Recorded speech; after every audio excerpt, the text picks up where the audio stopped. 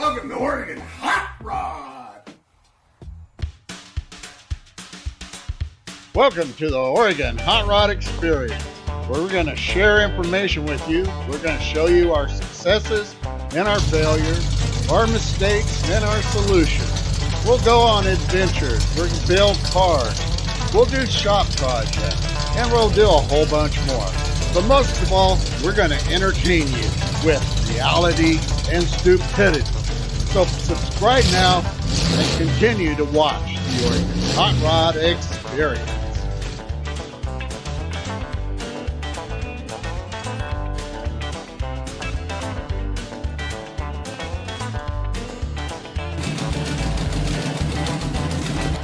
Smash that like button and subscribe now. Yeah, subscribe now.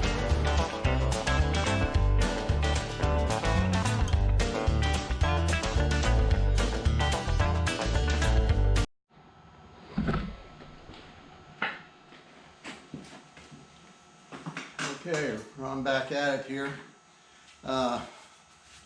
So today is the day we're going to put this motor onto the stand. So what I want to do is I want to get everything aligned up here. So what I'm going to use is a simple square, just a carpenter's square. And first thing I want to do is I want to make sure I'm level on the engine stand here. So looks like I'm perfectly level there. So, because you know your floor can be off a little bit. So I'm going to put this on here. I'm going to kind of line it up here, get it set up. So I'm level with the motor, and I'm level and I'm square with my chain. So the first mount I'm going to do is my top mount, and then everything will come off the top mount. So I'm just using a scratch awl here to scratch a spot in here where I want this to mount. I'm level here, I'm square here, and so I'm just going to mark it off here and mark where I need to go here, and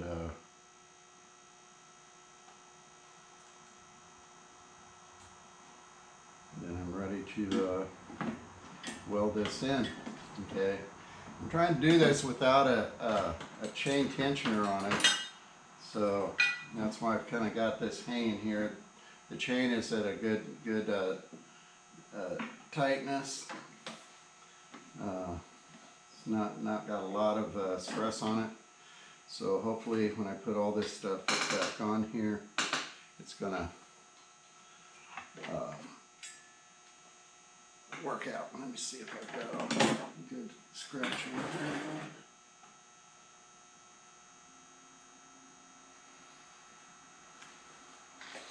I don't think I have a good scratch.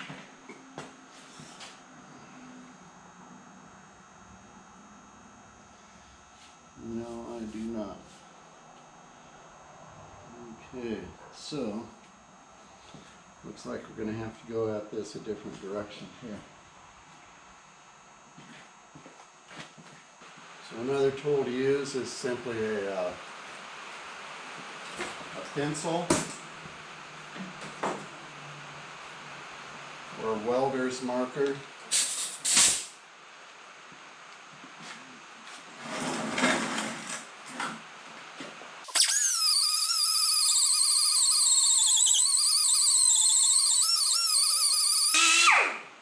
There we go. Nice clean surface to weld to.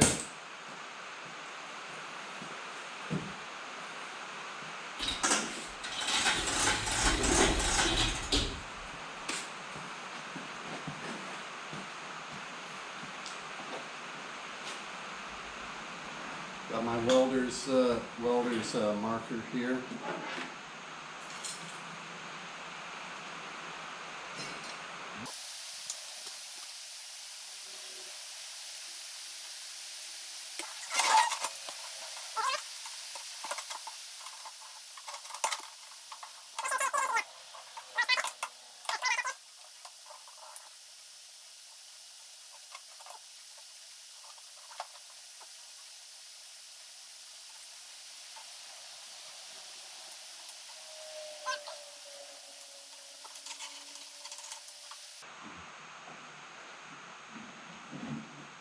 I'm going to mark this. I wanted to mark this top and bottom so that I can get this right in between the marks, because it's kind of hard. This here isn't real sharp to get a real sharp line, so we're pretty much guesstimating. Now, if there is a problem with the chain getting it tight enough and stuff, I still have the chain tensioner from the garage door opener that if I have to, I can slide this little roller in there to tighten it up a little bit. But I suspect that I'm going to be pretty darn good either way. All right, let's take a look here and see what we got.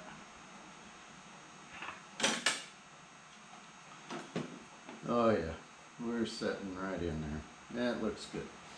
Okay, so next deal is to get this thing welded up. So I'm going to roll everything over here, and we're going to start welding.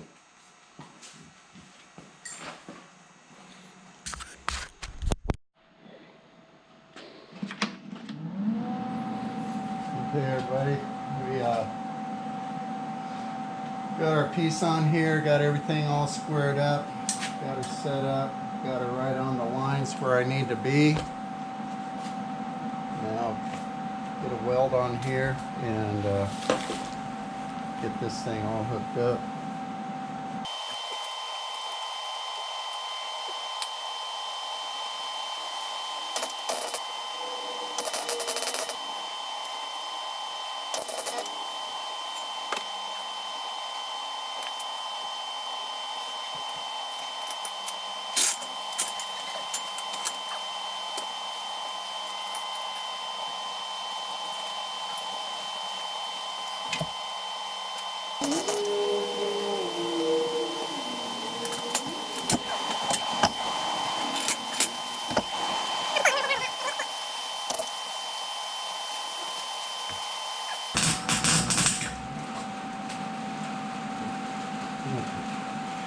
Well,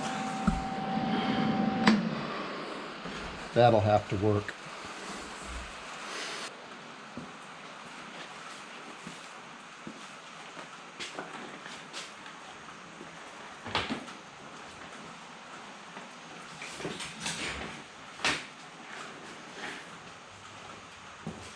Okay, so first part of the battle is done.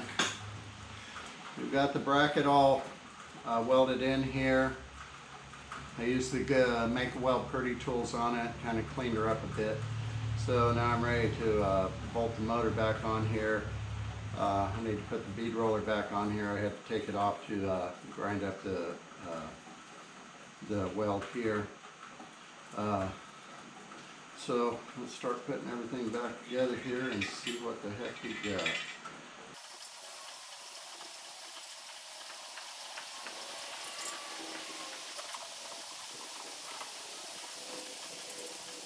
So this is why I wanted to do the top one first, is so I could hang this thing, basically, have it stabilized in a position that then I can put the lower piece on.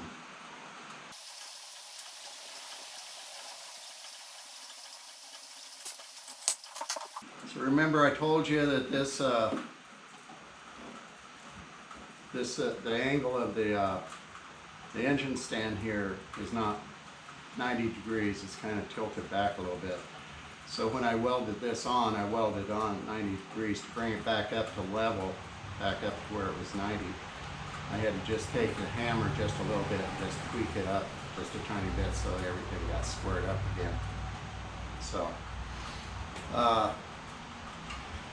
let's get the bead roller on here.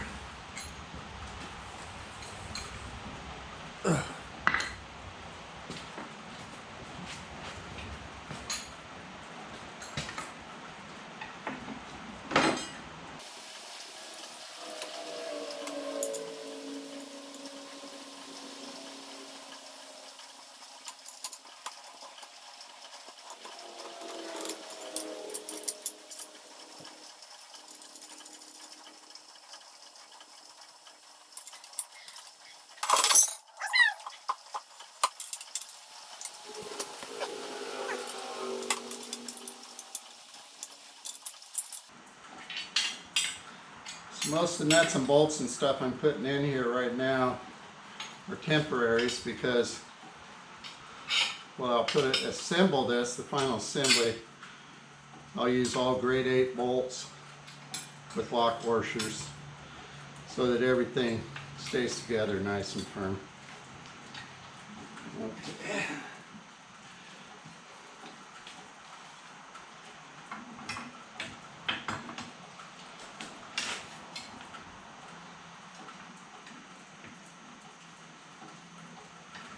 Uh-oh. Houston, we have a problem.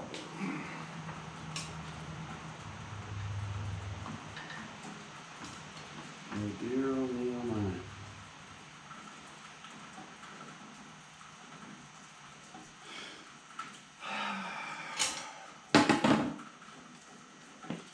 So my problem is I've got the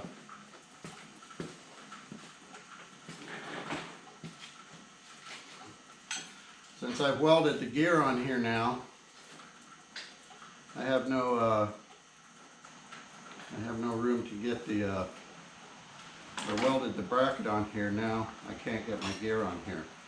So I'm going to try and loosen this thing up, and hopefully I can just tweak a little bit and put it all together. The other issue I've got here right now that I can see in assembling this is that I will need to remove the motor once again and put the chain on first. So just by putting this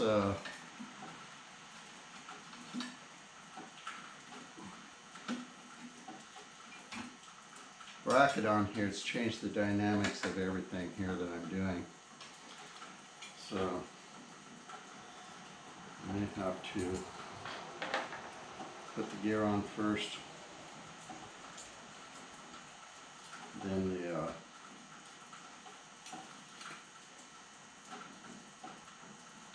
yeah.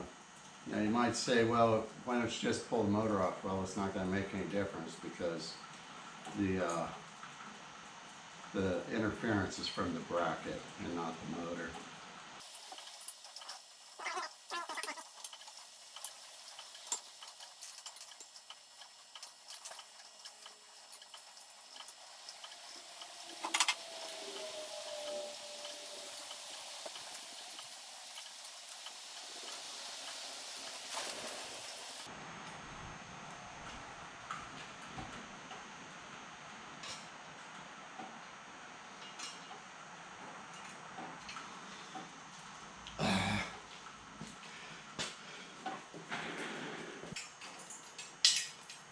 You don't want to know what? I'm being a real idiot too because I had this here. There's an easy way to do this and I just realized it. You guys out there are probably sitting here laughing at me going, Jesus Christ, Ron, why didn't you just pull the freaking bead roller back off and put it on? Duh. Because sometimes in the heat of the moment, you just don't think about it.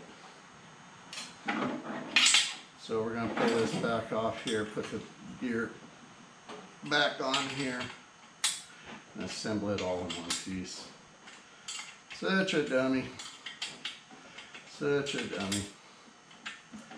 Okay. Well, this makes it a little easier. Gosh, Ron, you can even see what you're doing. Wow. Who would have thought?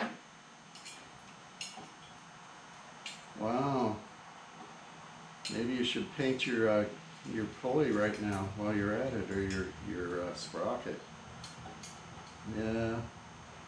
Well, you're probably right, but since I'm a glutton for punishment, and I'm going to have to tear this thing all down anyway to repaint everything once I'm all finished, we're just going to leave it like it is.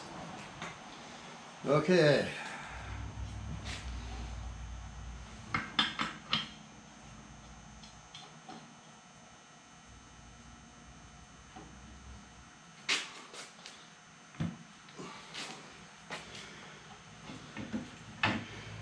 just like that, we're back together.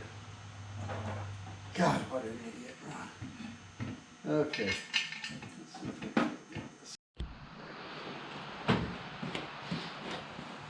Okay, so we've got everything ready to go on here. I got the angle iron drilled out, got it bolted onto the bottom of the motor here. Also realized that this here chain was a little bit too tight when everything was bolted up here. This here bracket, when I welded it on, it just a little bit too tight. It didn't give me enough room, so I went and I elongated out the holes here on the bracket. I just drilled a second set of holes and then used a little deburring tool to get in there and clean everything up. So now I'm ready to assemble this thing back up, take my measurements for the bottom bracket and get set up to weld the bottom bracket on. You don't want to put too much stress on the chain, because it is just a plastic holder down below, so if you put too much on it, it's going to put too much stress on it, and that's a surefire way for failure. So, but you know, since we're doing this on a budget,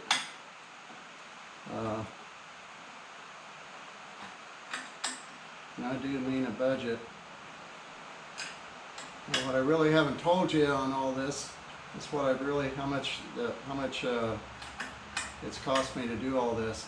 And literally, to put this motor on has only been pennies. The only things I bought has been the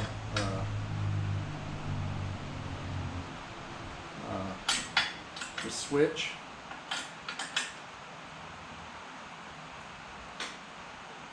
for the reversing the motor, and the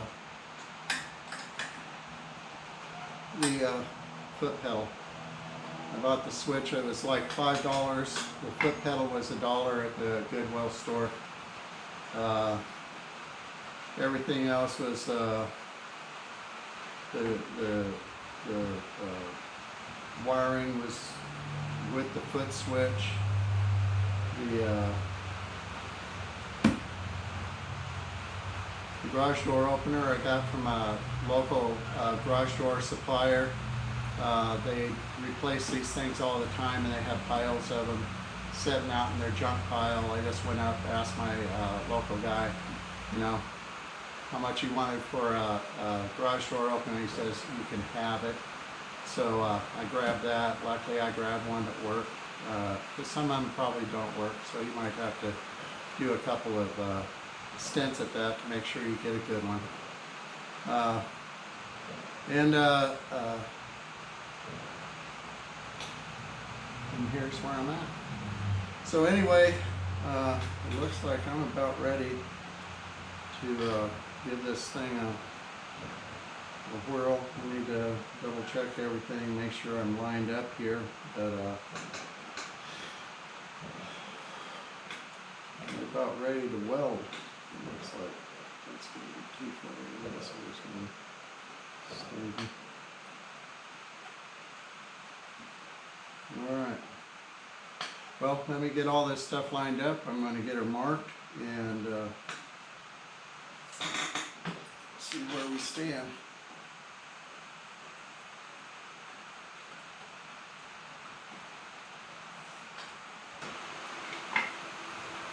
Now I can do some adjustment down on the bottom here, as long as I leave it just a little bit loose enough where I can shim it up or down if I need to.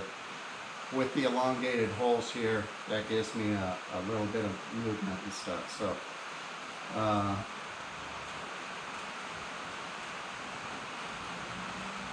going to start looking at how I'm going to go about doing that.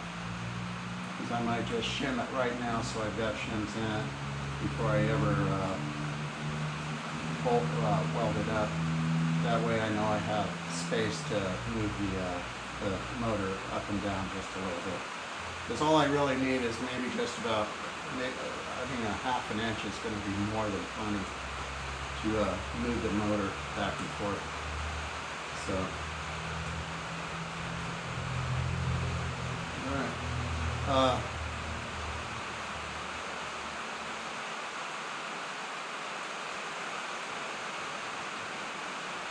I think I'm going to take a break here for a little bit and let my brain relax so I can do some thinking, because sometimes one thing I've learned that if I get over tired, I start making mistakes, and so I learned many years ago to just stop when I'm getting a little bit tired.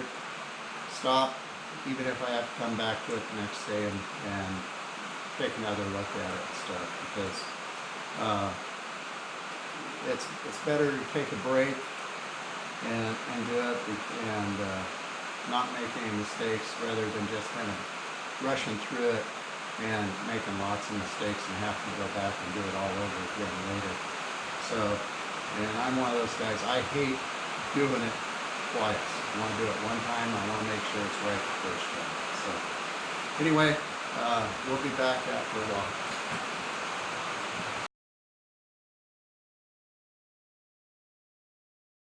Say hi. Say hi, everybody. Say hi, Say everybody. hi. Say Anyway, keep watching, learn a couple of things, watch us tear some shit up, or stuff up, excuse me, and smash that like button and subscribe now. yeah, subscribe now.